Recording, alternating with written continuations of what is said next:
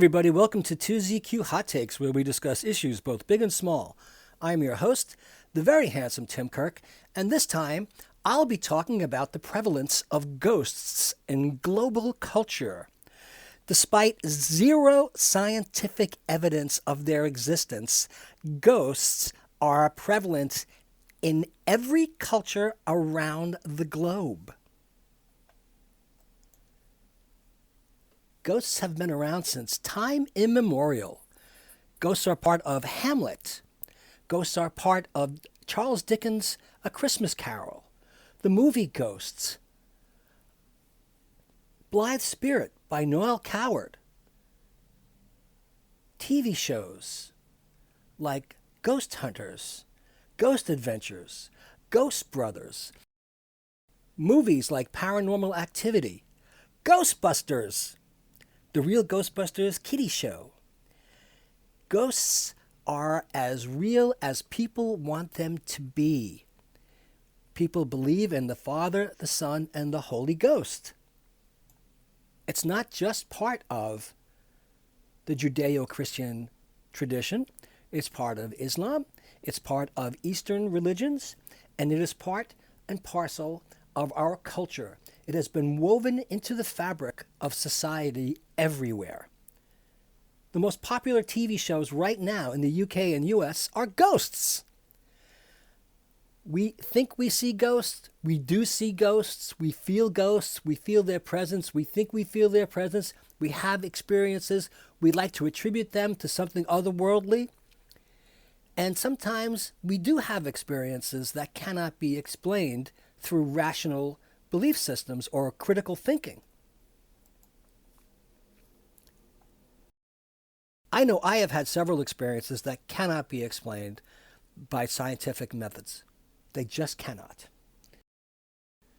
When my mother was passing away, I was on the Long Island Railroad, and the train pulled into Woodside Station.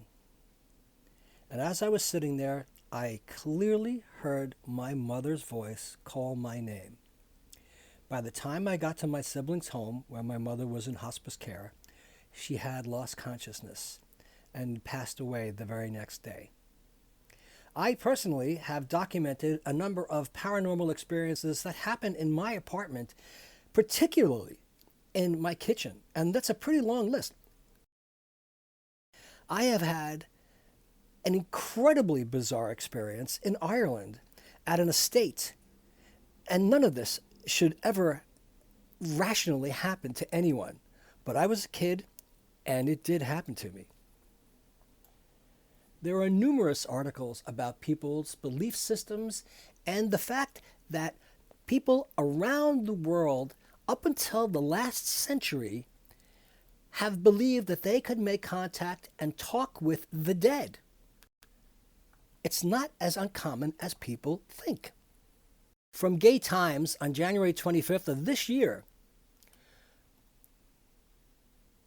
the article is entitled, "Will You Just Tap the Effing Table? Cheryl Talks Ghosts and Gays."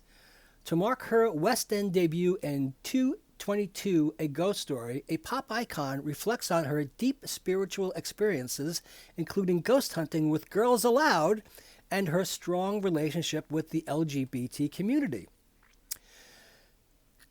I just said, if you're here, just tap the fucking table. Let's cut the bullshit. And it did. Cheryl laughs as she reminisces on Ghost Hunting with Girls Aloud, a seminal work of horror that has since been praised as one of the most iconic hours in British television by gay Twitter. We're discussing the paranormal series as Cheryl makes her debut as a leading actor in 222, A Ghost Story, Danny Robbins' acclaimed West End play about a woman who is convinced her home has been infiltrated by a supernatural presence. From The Walrus, in January of 2021, why do we see dead people? Humans have always sensed the ghosts of loved ones. It's only in the last century that we convinced ourselves this was a problem. It goes on to explain a lot of beliefs and a lot of what people experience, but it happened to Harriet Beecher Stowe, the author of Uncle Tom's Cabin. She wrote about spirits in her own book. In Uncle Tom's Cabin, Tom has a perception of his friend Ava's post-mortem presence.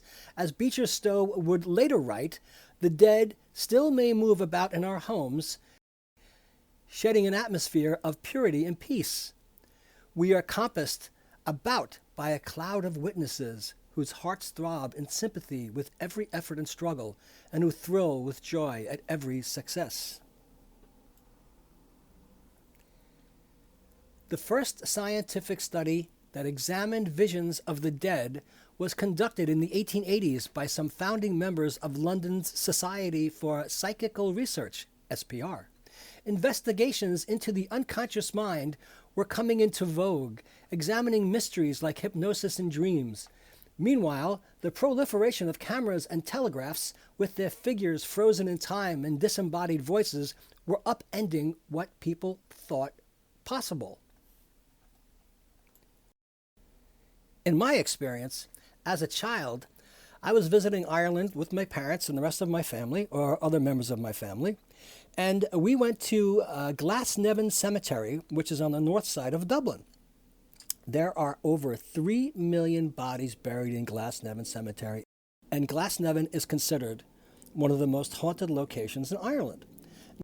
The thing about it is, members of my family had come to visit my mother's family's family plot to pay their respects.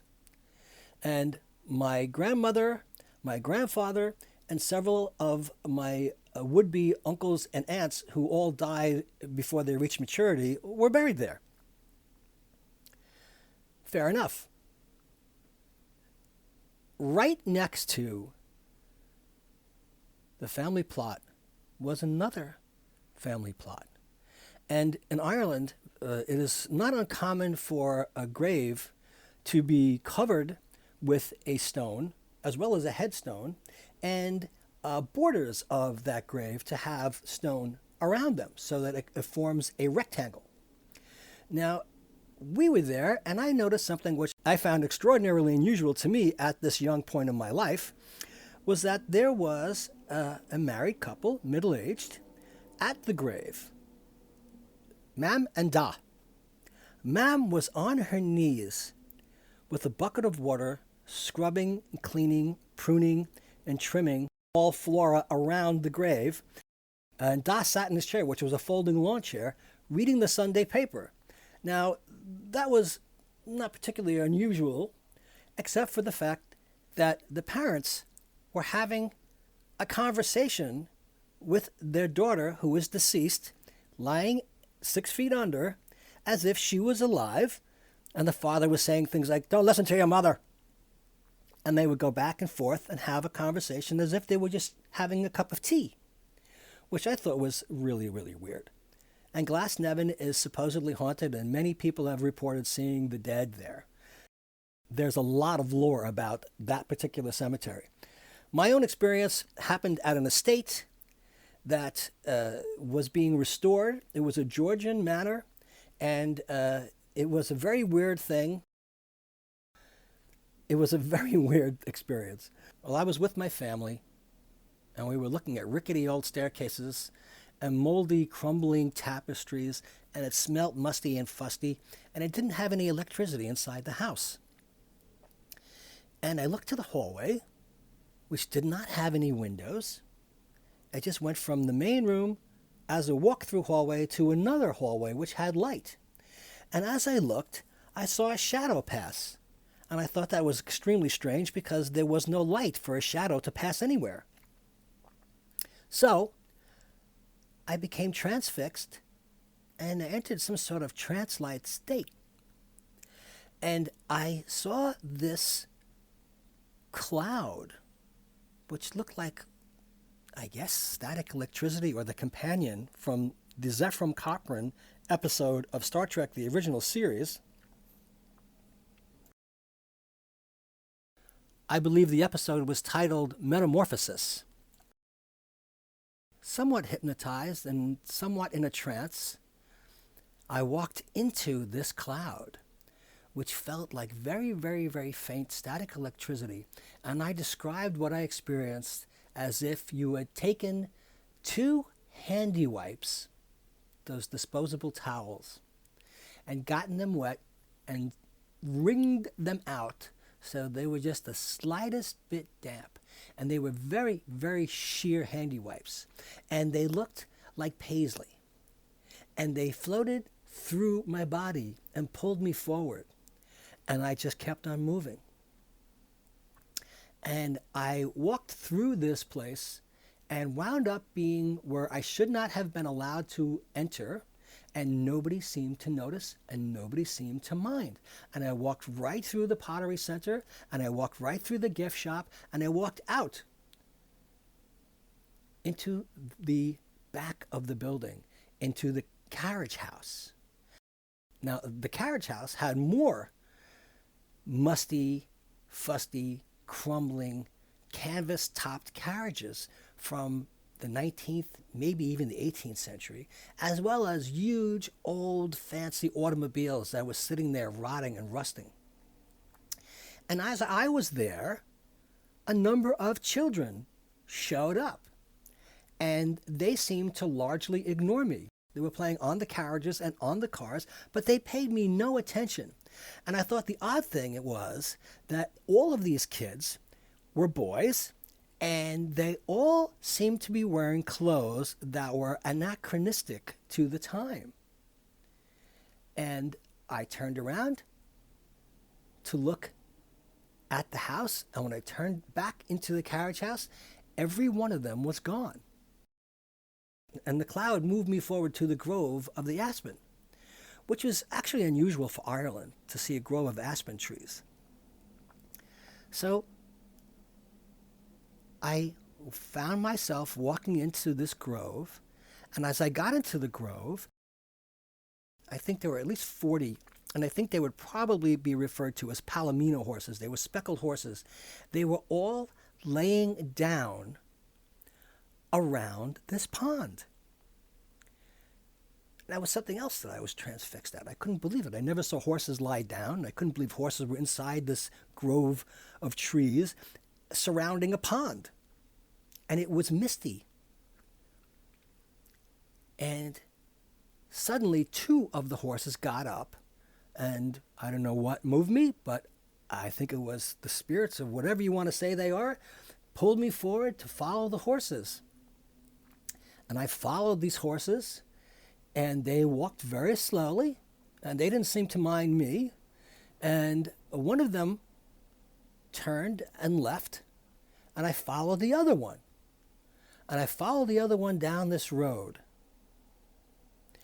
And that horse turned and left me, and I found myself standing in front of the gravestone of 2 kids who died in 1869.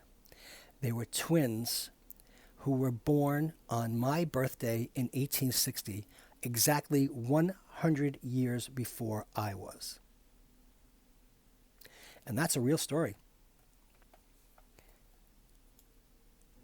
But back to Wikipedia. The overwhelming consensus of science is that there is no proof that ghosts exist. Their existence is impossible to falsify, and ghost hunting has been classified as pseudoscience. Despite centuries of investigation, there is no scientific evidence that any location is inhabited by the spirits of the dead. Historically, certain toxic and psychoactive plants such as Datura and Hyoscyamus niger, whose use has long been associated with necromancy and the underworld, have been shown to contain anticholinergic compounds that are pharmacologically linked to dementia, specifically DLB, as well as histological patterns of neurodegeneration. Recent research has indicated that ghost sightings may be related to degenerative brain diseases such as Alzheimer's disease. Common prescription medication and over-the-counter drugs, such as sleep aids, may also, in rare instances, cause ghost-like hallucinations, particularly zolpidem and diphenhydramine. Older reports linked carbon monoxide poisoning to ghost-like hallucinations. In folklore studies, ghosts fall within the motif index designation E200 E599, ghosts and other revenants. Terminology. Further information: soul, genius, mythology, and Geist. The English word ghost continues Old English Gast.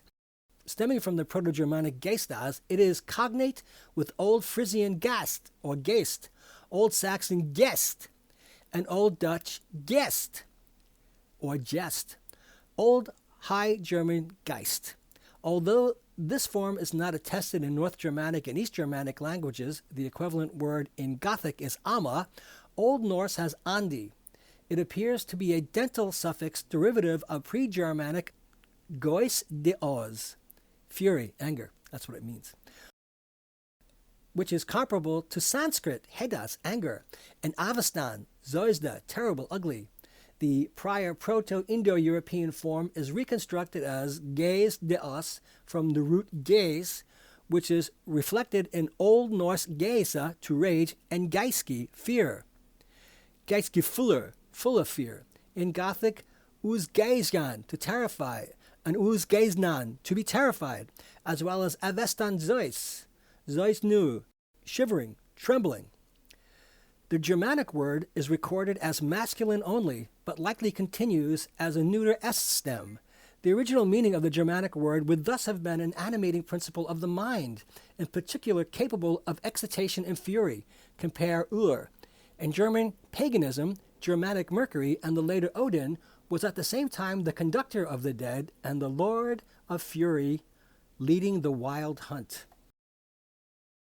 Besides denoting the human spirit or soul, both of the living and the deceased, the Old English word is used as a synonym of Latin spiritus, also in the meaning of breath or blast, from the earliest attestations, 9th century.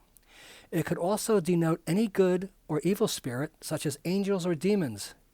The Anglo-Saxon Gospel refers to the demonic possession of Matthew 12:43 as se uncleana gast. Also from the Old English period, the word could denote the Spirit of God, viz., the Holy Ghost. The now prevailing sense of the soul of a deceased person, spoken of as appearing in a visible form, only emerges in Middle English in the 14th century. The modern noun does, however, retain a wider field of application, extending on one hand to soul, spirit, vital principle, mind, or psyche, the seat of feeling, thought, and moral judgment. On the other hand, used figuratively of any shadowy outline, or fuzzy or unsubstantial image. In optics, photography, and cinematography especially, a flare, a secondary image, or spurious signal. The synonym spook is a Dutch loanword akin to Low German spook, of uncertain etymology. It entered the English language via American English in the 19th century. Alternative words in modern usage include spectre, from Latin spectrum, the Scottish wraith, of obscure origin, phantom, via French ultimately, from Greek phantasma, compared fantasy, and apparition. The term shade in classical mythology translates Greek okia or Latin umbra, in reference to the notion of spirits in the Greek underworld. The term poltergeist is a German word, literally a noisy ghost, for a spirit said to manifest itself by invisibly moving and influencing objects. Wraith is a Scots word for ghost, spectre, or apparition. It appeared in Scottish Romanticist literature and acquired the more general or figurative sense of portent or omen. In 18th to 19th century Scottish literature, it also applied to aquatic spirits. The word has no commonly accepted etymology. The OED notes of obscure origin only. An association with the verb writhe has the etymology favored by J.R.R. Tolkien. Tolkien's use of the word in the naming of the creatures known as ring wraiths has influenced later usage in fantasy literature. Bogey or bogey is a term used for a ghost and appears in Scottish poet John Mayne's Halloween in 1780. A revenant is a deceased person returning from the dead to haunt the living. either as a disembodied ghost or alternatively as an animated, undead corpse. Also related is the concept of a fetch, the visible ghost or spirit of a person yet alive. Further information: animism, ancestor worship, origin of religion, and anthropology of religion. A notion of the transcendent, supernatural, or numinous, usually involving entities like ghosts, demons, or deities, is a cultural universal.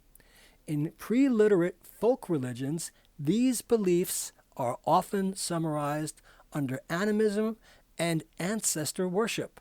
Some people believe the ghost or spirit never leaves Earth until there is no one left to remember the one who died. In many cultures, malignant, restless souls are distinguished from the more benign spirits involved in ancestor worship. Ancestor worship typically involves rites intended to prevent revenants, vengeful spirits of the dead, imagined as starving and envious of the living. Strategies for preventing revenants may either include sacrifice, that is, giving the dead food and drink to pacify them, or a magical banishment of the deceased to force them not to return. Ritual feeding of the dead is performed in tradition like the Chinese Ghost Festival or the Western All Souls Day. Magical banishment of the dead is present in many of the world's burial customs. The bodies found in many tumuli, kurgan, have been ritually bound before burial, and the custom of binding the dead persists, for example, in rural Anatolia.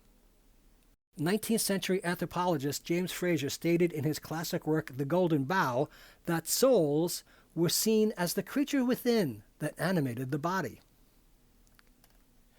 Although the human soul was sometimes symbolically or literally depicted in ancient cultures as a bird or other animal, it appears to have been widely held that the soul was an exact reproduction of the body in every feature, even down to clothing the person wore.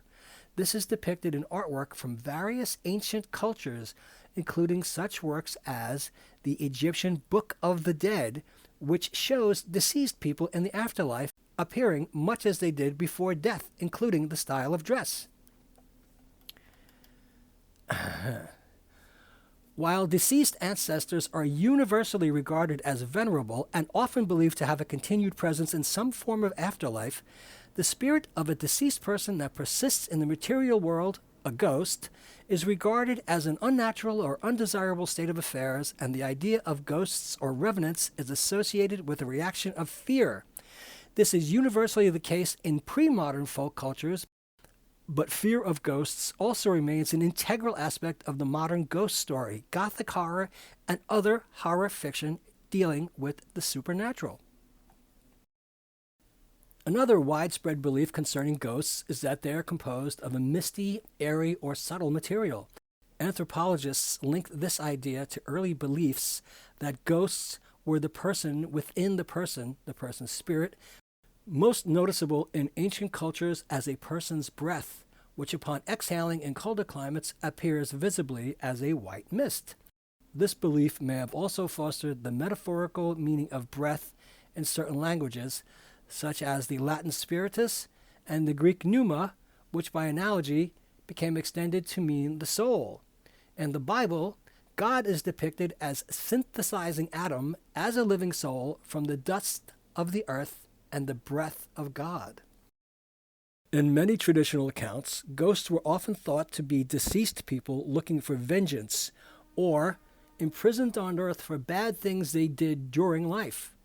The appearance of a ghost has often been regarded as an omen or portent of death. Seeing one's own ghostly double or fetch is a related omen of death. White ladies were reported to appear in many rural areas and supposed to have died tragically or suffered trauma in life. White lady legends are found around the world.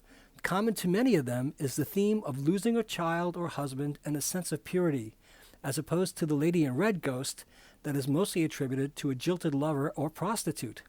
The white lady ghost is often associated with an individual family line or regarded as a harbinger of death, similar to a banshee.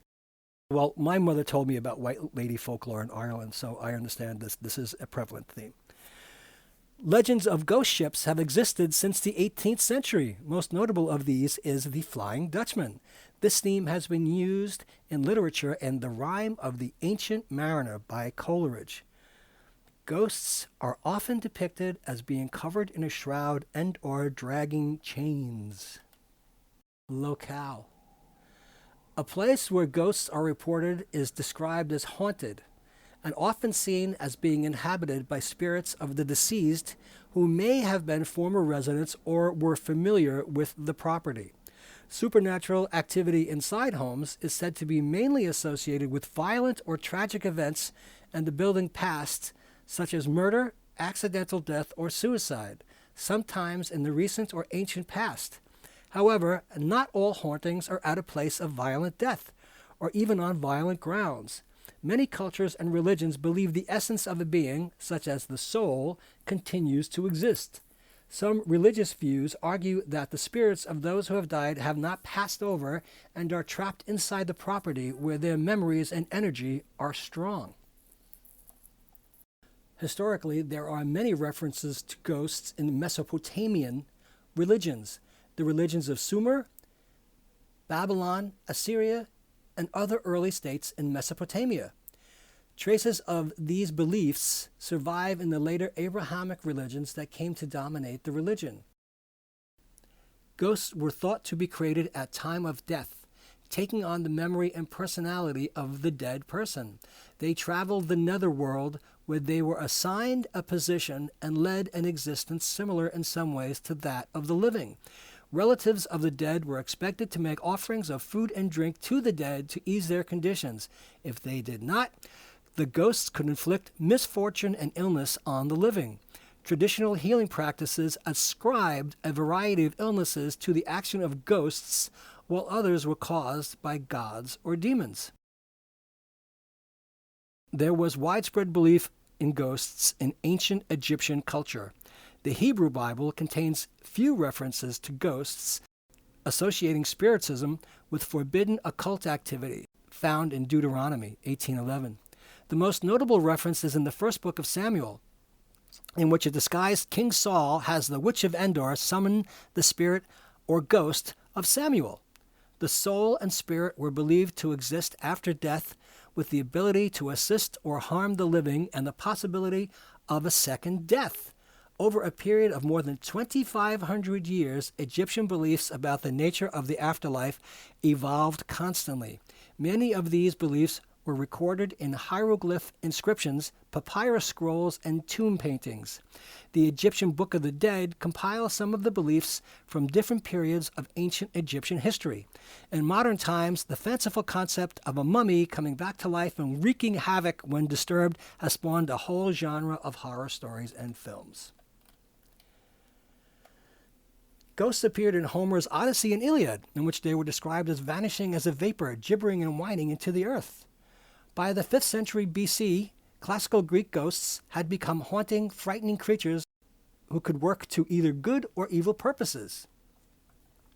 The 5th century BC play Oresteia includes an appearance by the ghost of Clytemnestra, one of the first ghosts to appear in a work of fiction. The ancient Romans believed a ghost could be used to exact revenge on an enemy by scratching a curse on a piece of lead or pottery and placing it into a grave. Plutarch, in the 1st century AD, described the haunting of the baths at Chaeronea by the ghosts of a murdered man. In the New Testament, according to Luke, chapter 24, verses 37 to 39, following his resurrection, Jesus was forced to persuade disciples that he was not a ghost. Similarly, Jesus' followers at first believed he was a ghost when they saw him walking on water. In the 5th century AD, the Christian priest Constantius of Lyon recorded an instance of the recurring theme of the improperly buried dead who come back to haunt the living and who can only cease their haunting when their bones have been discovered and properly reburied. In the Middle Ages, ghosts reported in medieval Europe tended to fall into two categories: the soul of the dead or demons. Most ghosts were souls assigned to purgatory, condemned for a specific period to atone for their transgressions in life. Medieval European ghosts were more substantial than the ghosts described in the Victorian age, and there are accounts of ghosts being wrestled with and physically restrained until a priest could arrive to hear its confession. There were some reported cases of ghostly armies fighting battles at night in a forest or in the remains of an Iron Age hill fort, as at Wandlebury near Cambridge, England. Living knights were sometimes challenged to single combat by phantom knights, which vanished when defeated. During the European Renaissance to Romanticism, Renaissance magic took a revived interest in the occult, including necromancy. In the era of Reformation and Counter-Reformation, there was frequently a backlash against unwholesome interest in the dark arts typified by writers such as Thomas Erastus. The Swiss Reformed pastor Ludwig Lavater supplied one of the most frequently reprinted books of the period with his Of Ghosts and Spirits Walking by Night. Modern period of Western culture. Spiritualism is a monotheistic belief system or religion postulating a belief in God, but with a distinguishing feature or belief that spirits of the dead residing in the spirit world can be contacted by mediums who can then provide information about the afterlife. Spiritualism developed in the United States and reached its peak growth in membership from the 1840s to the 1920s, especially in English language countries. By 1897, it was said to have had more than 8 million followers in the United States and Europe, mostly drawn from middle and upper classes, while the corresponding movement in continental Europe and Latin America is known as Spiritism. Spiritism, or French spiritualism, is based on the 5 books of Spiritist codification, written by French educator Hippolyte Léon Denisard Rivel under the pseudonym Allan Kardec, reporting seances in which he observed a series of phenomena that he attributed to incorporeal intelligence, spirits. His assumption of spirit communication was validated by many contemporaries, among them scientists and philosophers who attended seances and studied the phenomena. His work was later extended by writers like Leon Denis, Arthur Conan Doyle, Camille Flammarion, Ernesto Bozano, Chico Xavier, Divaldo Pereiro Franca, Waldo Vieira, Johannes Graeber, and others. Spiritism has adherents in many countries throughout the world, including Spain, United States, Canada, Japan, Germany, France, England, Argentina, Portugal, and especially Brazil, which has the largest proportion and greatest number of followers. As for the scientific view, the physician John Ferrier wrote an essay towards a theory of apparitions in 1813 in which he argued that sightings of ghosts were the result of optical illusions. Later, the French physician Alexandre Jacques-François Brière de Boismont published On Hallucinations, or The Rational History of Apparitions, Dreams, Ecstasy, Magnetism, and Somnambulism in 1845, in which he claimed sightings of ghosts were the results of hallucinations. David Turner, a retired physical chemist, suggested that ball lightning could cause inanimate objects to move erratically. Joe Nickell of the Committee for Skeptical Inquiry wrote that there was no credible scientific evidence that any location was inhabited by spirits of the dead. Limitations of human perceptions and ordinary physical explanations can account for ghost sightings. For example, air pressure changes in a home causing doors to slam, humidity changes causing boards to creak, condensation in electrical connections caused intermittent behavior, or lights from a passing car reflected through a window at night. Pareidolia, an innate tendency to recognize patterns in random perceptions, is what some skeptics believe causes people to believe they have seen ghosts. Reports of ghosts seen out of the corner of the eye may be accounted for by the sensitivity of human peripheral vision. According to Nickell, peripheral vision can easily mislead, especially late at night when the brain is tired and more likely to misinterpret sights and sounds. Nickell further states, science cannot substantiate the existence of a life energy that could survive death without dissipating or function at all without a brain. Why would clothes survive, he asks. If ghosts glide, then why do people claim to hear them with heavy footfalls? Nickell says that ghosts act the same way as dreams, memories, and imaginings because they, too, are mental creations. They are evidence not of another world, but of this real and natural one. Benjamin Radford, from the Committee for Skeptical Inquiry and author of the 2017 book Investigating Ghosts, The Search for Spirits, writes that ghost hunting is the world's most popular paranormal pursuit, yet to date, ghost hunters cannot agree on what a ghost is or offer proof that they exist. It's all speculation and guesswork. He writes that it would be useful and important to distinguish between types of spirits and apparitions. Until then, it's merely a parlor game distracting amateur ghost hunters from the task at hand. According to research in animalistic psychology, visions of ghosts may arise from hypnagogic hallucinations, waking dreams, experienced in the transitional states to and from sleep.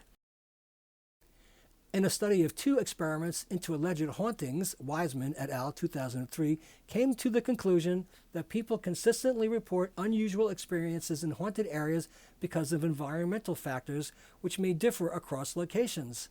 Some of these factors include the variance of local magnetic fields, size of location, and lighting level stimuli, of which witnesses may not be consciously aware. People who experience sleep paralysis often report seeing ghosts during their experiences. Neuroscientists Balan Jalal and V.S. Ramachandran have recently proposed neurological theories for why people hallucinate ghosts during sleep paralysis. Their theories emphasize the role of the parietal lobe and mirror neurons in triggering such ghostly hallucinations. Ghosts exist in Judaism and Christianity, in Islam, in Buddhism, African folklore, European folklore, Indian subcontinent religions, Hindi, Gujarati, Urdu, Bengali, and more. China, Japan, Mexico. Ghosts are prominent in storytelling of various nations. The ghost story is ubiquitous across all cultures, from oral folk tales to works of literature.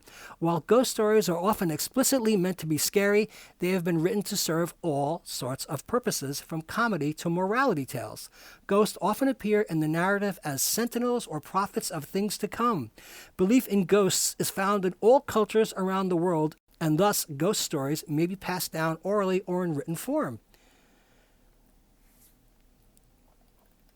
One of the more recognizable ghosts in English literature is the shade of Hamlet's murdered father in Shakespeare's The Tragic History of Hamlet, Prince of Denmark. In English Renaissance theater, ghosts were often depicted in the garb of the living and even in armor, as with the ghost of Hamlet's father. Armor being out of date by the time of the Renaissance gave the stage ghosts a sense of antiquity.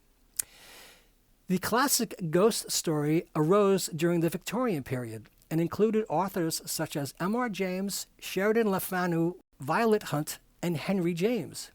Classic ghost stories were influenced by the Gothic fiction tradition and contain elements of folklore and psychology.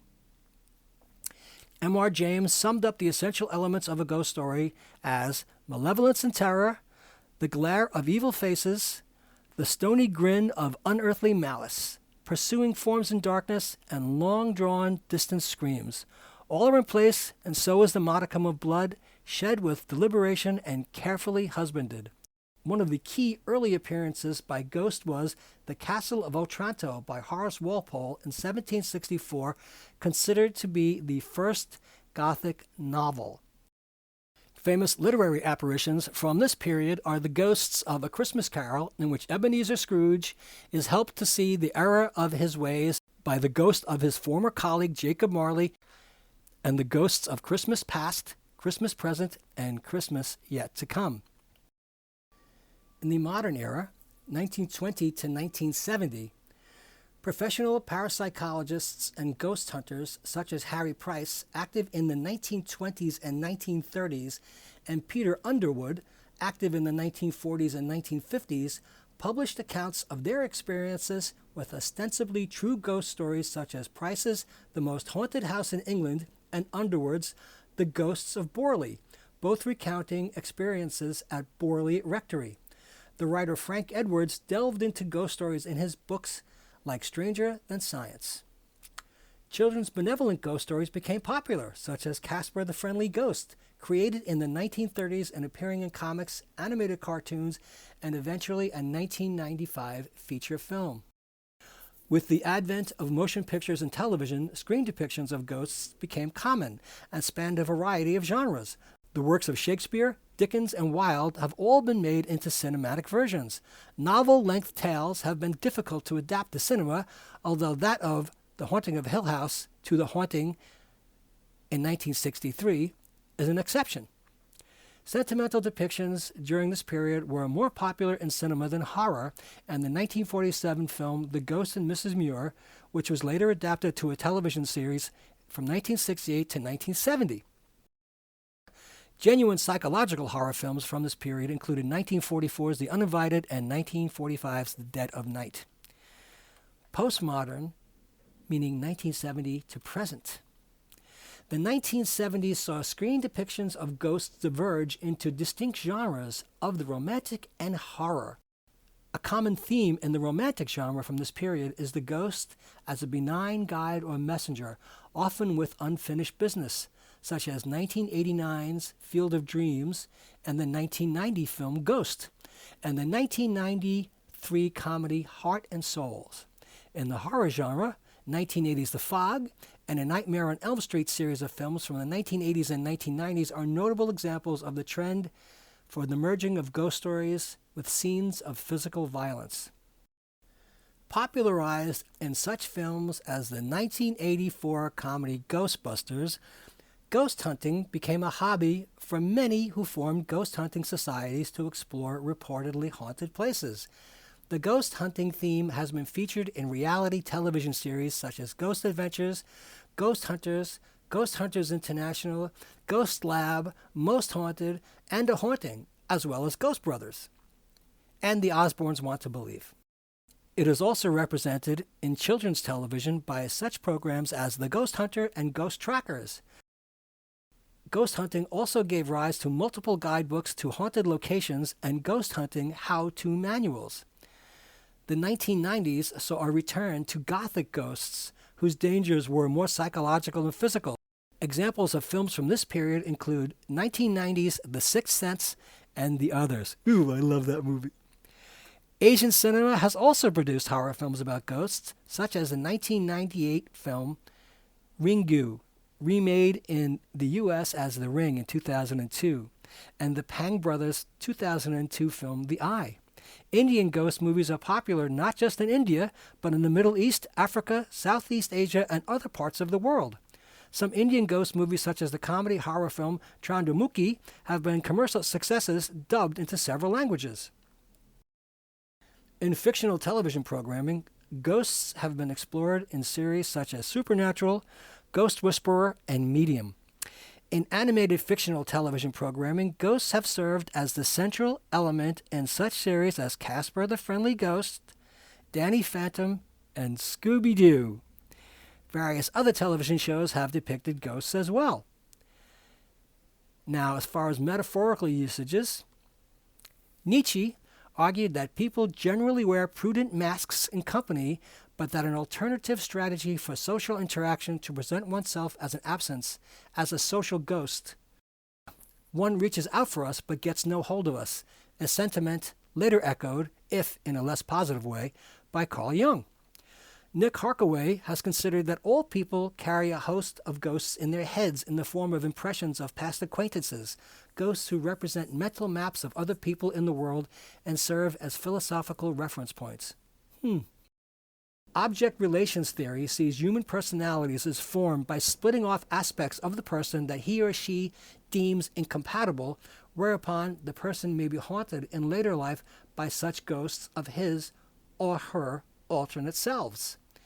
The sense of ghosts as invisible, mysterious entities is invoked in several terms that use the word metaphorically, such as ghostwriter, a writer who pens texts credited to another person without revealing the ghostwriter's role as an author, ghost singer, a vocalist who records songs whose vocals are credited to another person, and ghosting a date, when a person breaks off contact with a former romantic partner and disappears. Now, all I can say is ghosts may or may not be real, but The idea and the concept of ghosts is very real, and they are universal.